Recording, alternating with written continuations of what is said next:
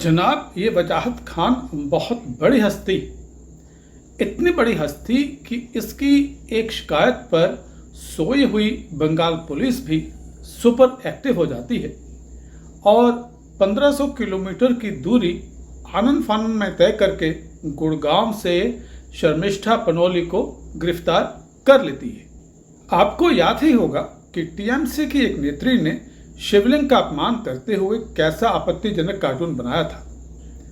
हंगामे के बाद दावा किया गया कि ये कार्टून उन्होंने नहीं बनाया, बल्कि उनका अकाउंट हैक हो गया था और उस हैक्ड अकाउंट से किसी ने ये कार्टून बना के डाल दिया। अगर शर्मिष्ठा ने गलती की है तो कानून के तहत उसे सज़ा मिले, कोई दिक्कत नहीं।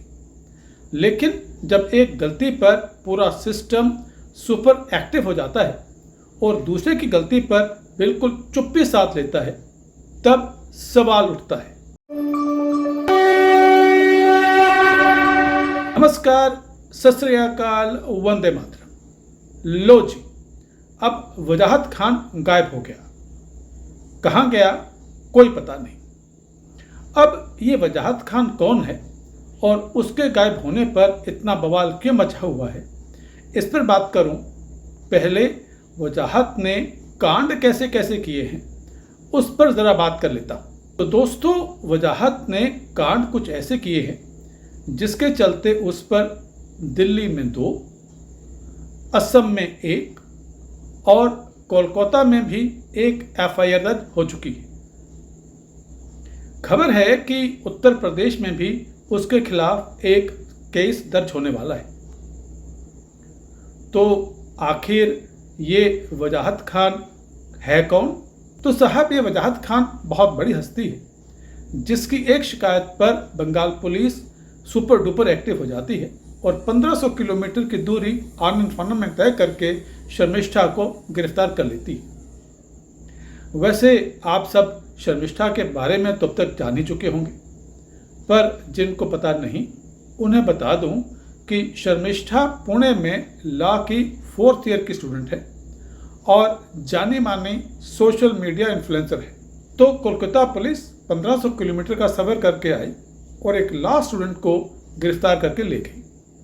कोलकाता में सिटी कोर्ट ने उसे 13 जून 25 तक न्यायिक हिरासत में भेज दिया।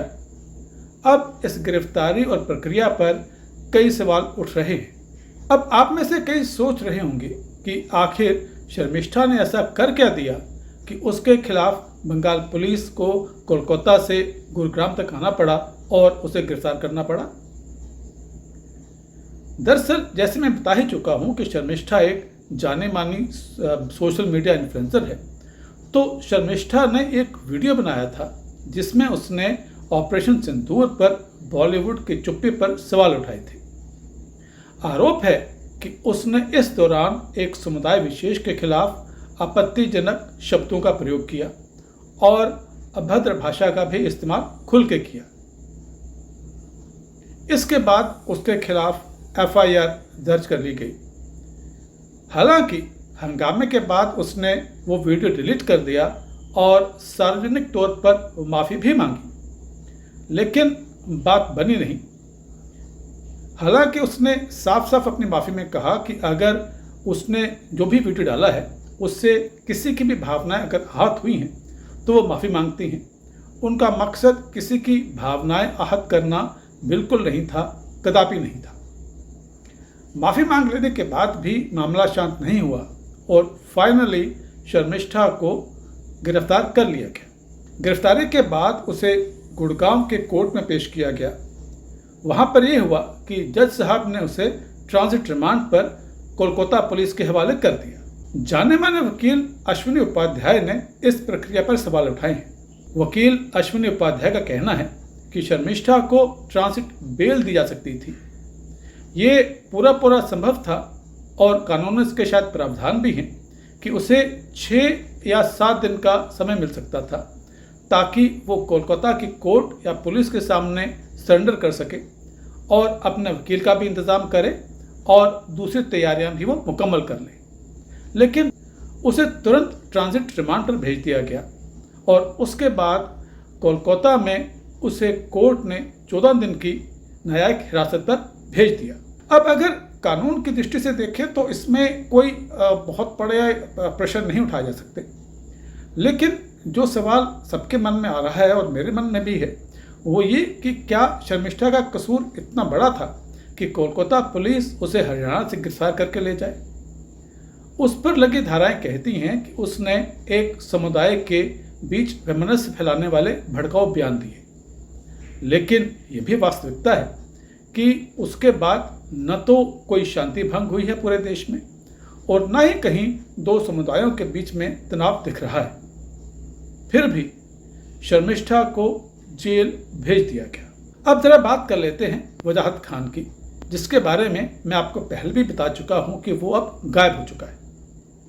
आपको जानकर हैरानी होगी कि जिस वजाहत खान की शिकायत पर शर्मिष्ठा के खिलाफ एफआईआर दर्ज हुई, वो खुद दूसरों की धार्मिक भावनाओं की कदर बिल्कुल नहीं किया करता था। उसे दूसरों की धार्मिक भावनाओं की कोई परवाह नहीं थी। उसके खुद के किए सोशल मीडिया अकाउंट्स पर, ट्विटर पर, इंस्टाग्राम पर हिंदू देवी देवताओं, मंदिरों, त्योहारों और हिंदू महिलाओं के खिलाफ आपत्तिजनक टिप्पणियां पाई गई हैं। खासकर कामाख्या मंदिर पर और देवी मां के मंदिर पर उसकी टिप्पणियां बहुत ही निचले और घटिया स्तर की है। इसी के चलते वजाहत के खिलाफ दिल्ली में 2, असम में 1 एफआईआर दर्ज हो चुकी है, जबकि कोलकाता में श्री राम स्वाभिमान परिषद ने गार्डन रिच थाने में उसके खिलाफ एफआईआर दर्ज कर दी गई है।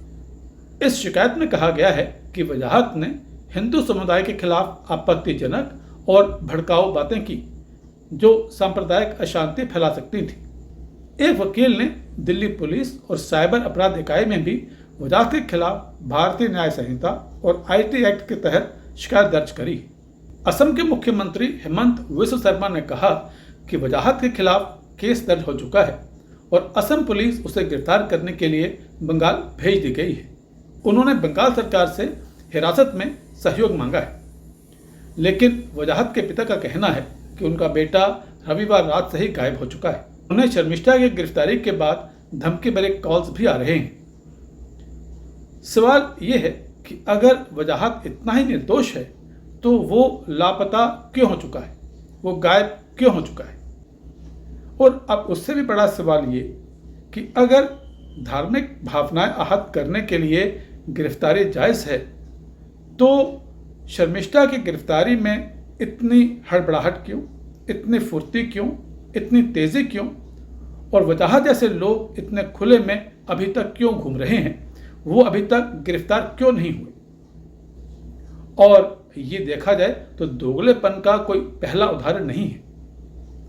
आपको याद ही होगा बंगाल की एक टीएमसी नेत्री ने शिवलिंग का अपमान करते हुए कैसा आपत्तिजनक कार्टून बनाया था। याद है कि भूल गए?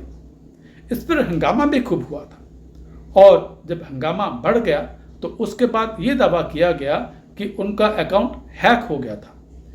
अब चूंकि तब तक उन्हें टीएमसी का टिकट मिल चुका था तो उनकी इस बात को मान लिया गया कि उनका अकाउंट सचमुच में हैक हो चुका था। किसी ने कोई किंतु परंतु नहीं की, किसी ने कोई शिकायत नहीं की, कोई आरोप, कोई दोष आगे नहीं लगाया गया। लेकिन ऐसे सैकड़ों मामले हैं जहां धार्मिक भावनाएं आहत होती हैं पर न तो कोई एफआईआर दर्ज होती है और न ही ऐसी तत्परता दिखाई जाती है जैसी शर्मिष्ठा के केस में दिखाई गई। तो मेरा सवाल बिल्कुल सीधा सा है कि आखिर ये डबल स्टैंडर्ड क्यों, ये दोगलापन क्यों? अगर शर्मिष्ठा ने कोई गलती की तो उसे कानून के तहत सजा मिले, कोई दिक्कत नहीं, लेकिन जब एक की गलती पर सिस्टम पूरे का पूरा एक्टिव हो जाता है और दूसरे की गलती पर चुप्पी साध लेता है, तब सवाल पैदा होता है, तब सवाल उठता है। इस मामले में बीजेपी सांसद कंगना रनौत ने कहा कि किसी एक की गलती के लिए, जिसके लिए उसने माफी तक मांग ली हो और पोस्ट पे हटा दी हो, उसके कैरियर और उसके चरित्र को बर्बाद करना बिल्कुल भी ठीक नहीं है। उन्होंने बंगाल सरकार से अपील की कि लोगों के संवैधानिक अधिकारों की रक्षा हो, न कि राज्य को उत्तर कोरिया बनाने की कोशिश की जाए। दिल्ली बार काउंसिल और बीसीआई के अध्यक्ष मनन कुमार मिश्रा ने भी शर्मिष्ठा की तत्काल रिहाई और निष्पक्ष सुनवाई की मांग की है।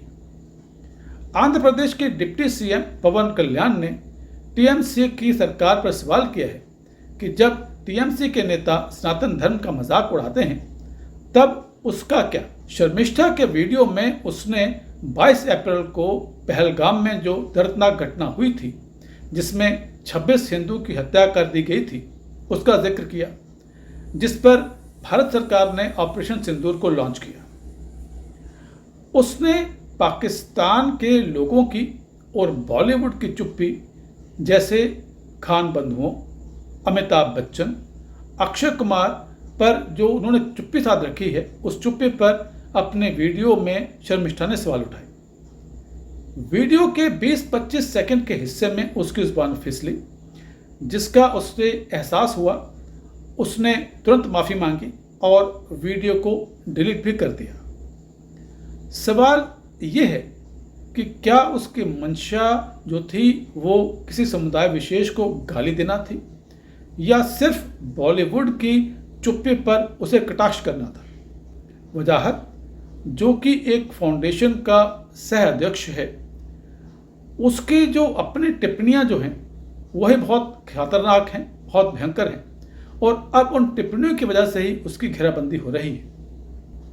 असम पुलिस उसकी तलाश कर रही है, लेकिन वो ऐसे गायब हो चुका है जैसे गधे के सिर से सींग। सवाल ये है कि जब संविधान और कानून सबके लिए बराबर है तो एक ही तरह के मामले में अलग अलग रवैया क्यों। अगर शर्मिष्ठा को सजा मिलती है तो ठीक है, कोई दिक्कत नहीं। दिक्कत तब होती है जब कुछ लोग खुलेआम धमकियां तक देते हैं और उनके खिलाफ कोई कार्रवाई नहीं होती। दिक्कत तब होती है जब शर्मिष्ठा के मामले में सिस्टम इतना सुपर डुपर एक्टिव हो जाता है, पर उसी सिस्टम को मुर्शिदाबाद में जलते हुए घरों की लपटें तक दिखाई नहीं देती। तो दोस्तों, अभी के लिए इतना ही। अगर आपको ये चैनल और इसका कंटेंट पसंद आ रहा है तो इसे लाइक करें, कमेंट करें और वीडियो को शेयर भी करें।